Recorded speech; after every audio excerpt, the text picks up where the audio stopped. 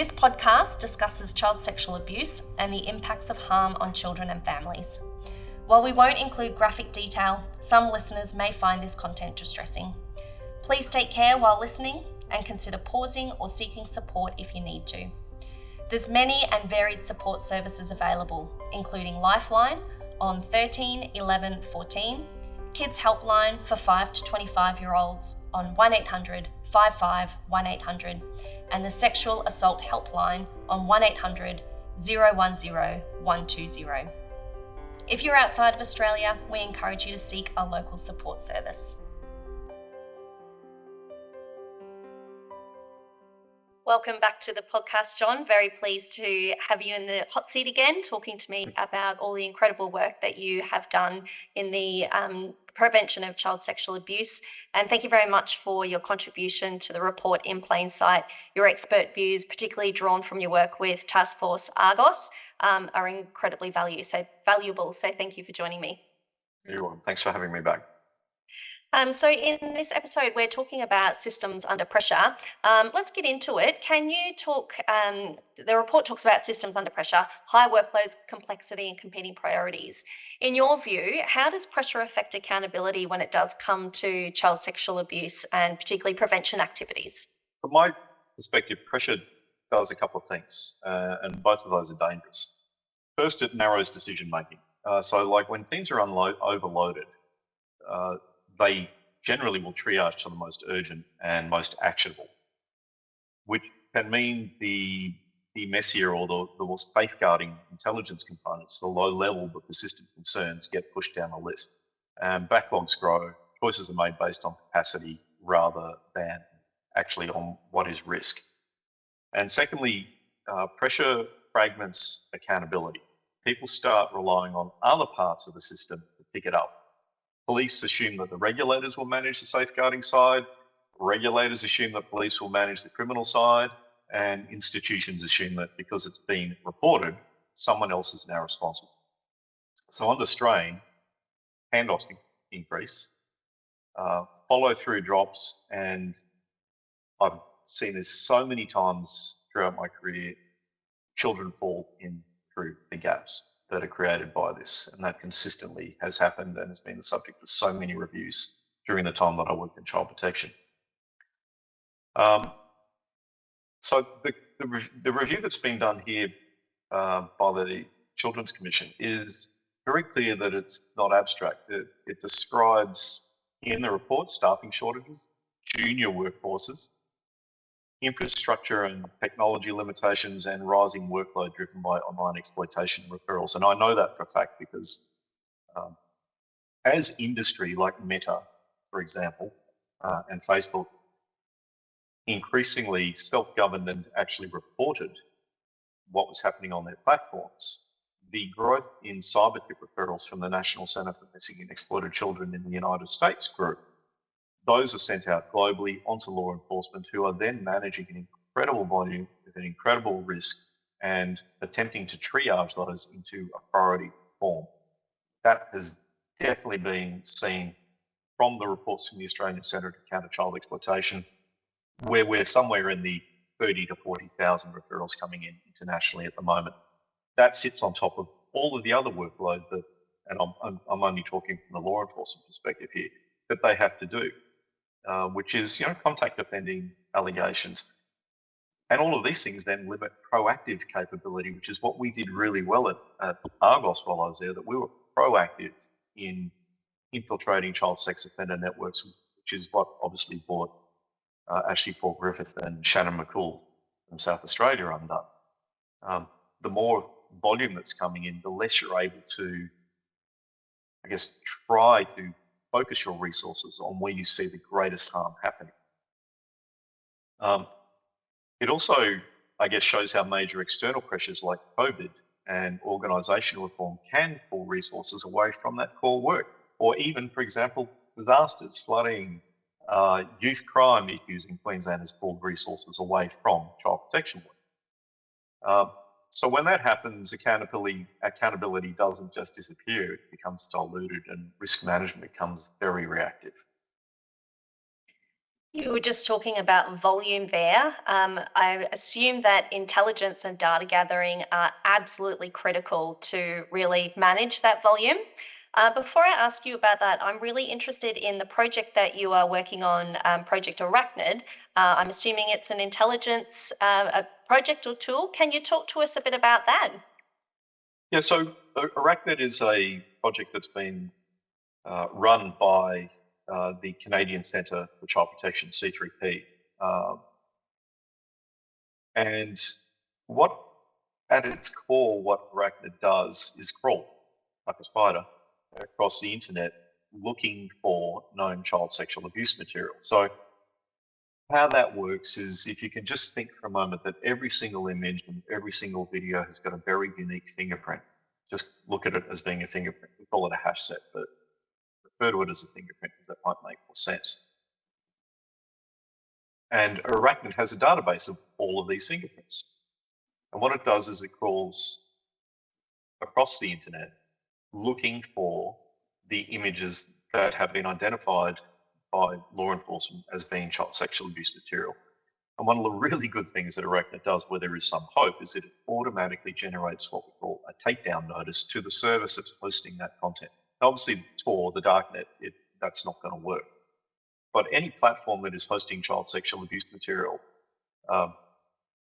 in what we would call the ClearNet are then subject to takedown notices by the Canadian Centre, and this is working, it is effective, and that helps to stop the distribution of child sexual abuse material. And it goes to counter what I was talking about in the other episode about the ongoing harm that this creates for survivors, knowing that their content continues to circle the globe unregulated, nobody's doing anything about it. Well, Arachnid and the Canadian Centre are doing something about it. That database is really, really important. I spent some time there at the Canadian Centre in May last year as part of the research that I was mentioning, where I took the fingerprints of all of these young Australian children that had been sexually abused and that abuse had been captured. I took the fingerprints of their content across to Canada, ran them against Arachnid for evidence of distribution, and that was the premise of the evidence base for the project that I'm kind of working on now, which is about trying to get survivors' voices into the justice system in sentencing. The evidence was overwhelming about the ongoing distribution of these images, and the kids at the time were somewhere varying between the ages of 6 up to about 11, and this is 2003 that we're talking about. So they're all adults now. And it's just horrendous to think that what happened to you then was, and as if it wasn't bad enough, the fact that that continues to circle the globe, and that there are cadres of child sex offenders that are actively seeking not only that content, but information about them, where they are now, who they are.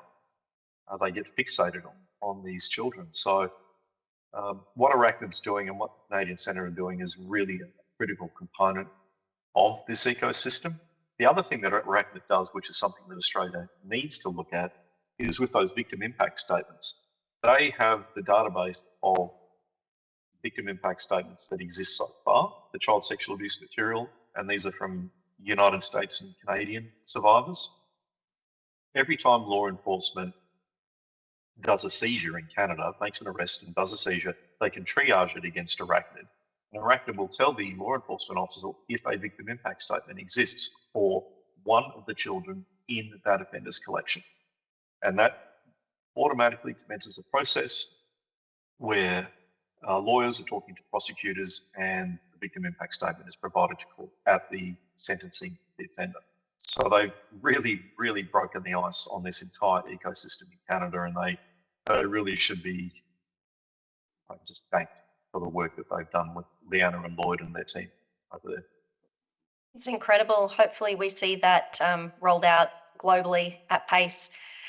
Finally, I'm really tuning into the key to all of this is technology and information sharing, and the use of emerging technologies, as you've just outlined. Can you talk to us about the role of AI to better detect risk and prevent harm?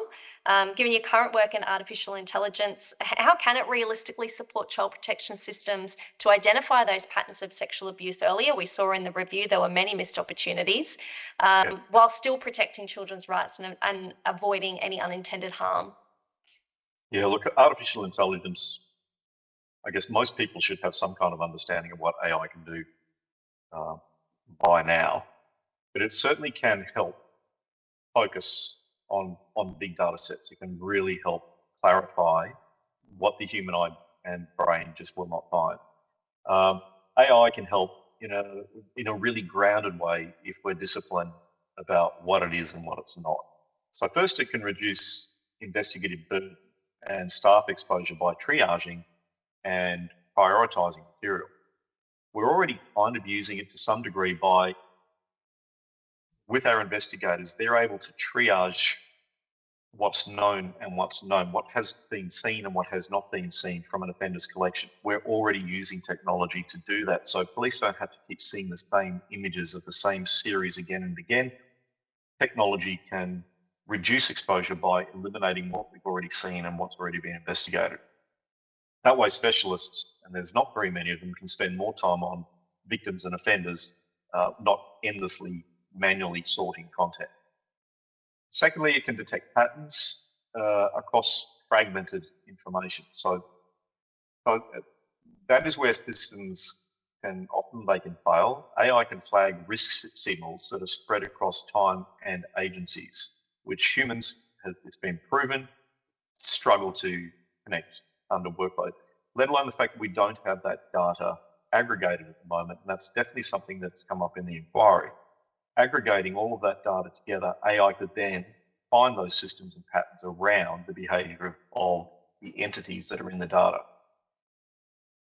Thirdly, it can support victim identification by clustering and similarity analysis, helping investigators prioritise the most urgent leads. So disparate collections from different child sex offenders, when aggregated together, AI can actually detect system patterns, backgrounds, content within those images and bring it together for victim identification experts to review.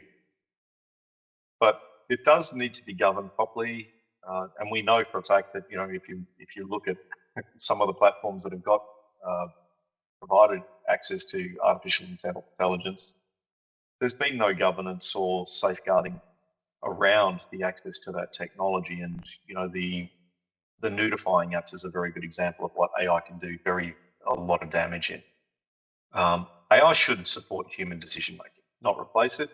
You need to include data minimization, and this is the governance components, I guess, access control, audit logs, bias testing, independent oversight, and very clear escalation thresholds, as well as balance. And this is a controversial thing, a balanced examination of privacy considerations. And I raise that for a specific reason. A good example of where that comes into play is facial recognition technology. So facial recognition a particular technology has been used multiple times to enormous effect in child sexual abuse cases in the United States. If you wanted to reference Operation Renewed Hope, if you wanted to do research, I would point you at that. However, due to an interpretation on how that data set that the technology is using was captured, privacy rules here have precluded law enforcement in Australia from accessing a technology that has been proven to save children from ongoing abuse. And a point that's been missed in that's very important to note is that law enforcement very rarely see an offender's face in child sexual abuse material. But in nearly all cases, we do see the child's face. And it's the child's face that the technology is comparing against globally accessible, public-facing, seized data. So effectively what our privacy laws are now doing are protecting child sex offenders and allowing the ongoing sexual abuse of children, and that is a fact. Artificial intelligence can help us move earlier, faster, more consistently, while still respecting rights and avoiding harm. And I think this is a This is an ongoing fight that I've been having since I left law enforcement, and I keep nipping at the heels at a federal level on the fact that our victim identification experts in this country cannot access a technology that should be part of their workflow. It should be the first part of their workflow that they analyse, examine that child's face against the global database of publicly scraped content for a match. And Renewed Hope in the US, Operation Renewed Hope, is the evidence base for that. They've run it 3 times, and Renewed Hope was based on the premises of examining the children that sit on the Interpol database, known as ICSA, the International Child Sexual Exploitation Database. Hundreds of thousands of children sit on that database and have never been found. And then they're buried under the daily workflow that comes in. And equated a little bit to DNA. What will we do with our DNA databases and solving old crime? So what we thought about when I left Interpol as an idea was that we could run this facial recognition technology against the ICSA database, the Interpol database, to try to solve some of those cold cases. And it worked. In 3 operations, it worked. And hundreds of cases that sat on ICSA as being unsolved have now been solved. And in fact, ongoing sexual abuse was identified on a case in the United States of one of these children that had been forgotten. So I think that getting this balance on privacy against what we actually need to be able to do to stop the sexual abuse of children is critical. And it is irrefutable that in instances like, for example, Ashley Paul Griffith, if our law enforcement had access to technology that could run facial recognition against the offender or against the child, we will solve cases faster. Thank you so much for sharing with me today. Technology is essential if we're serious about combating this issue. You've outlined really clearly what's required. We'll be watching closely and wishing you very much all the best for progress in the areas that you're looking at. Thank you so much for joining me. I really, really appreciate it. You're welcome. Thanks so much for having me. That concludes episode 4 of In Plain Sight. In the next episode, we turn to prevention and reform and the practical steps needed to ensure children are safer, seen, and protected into the future. Hope to see you then.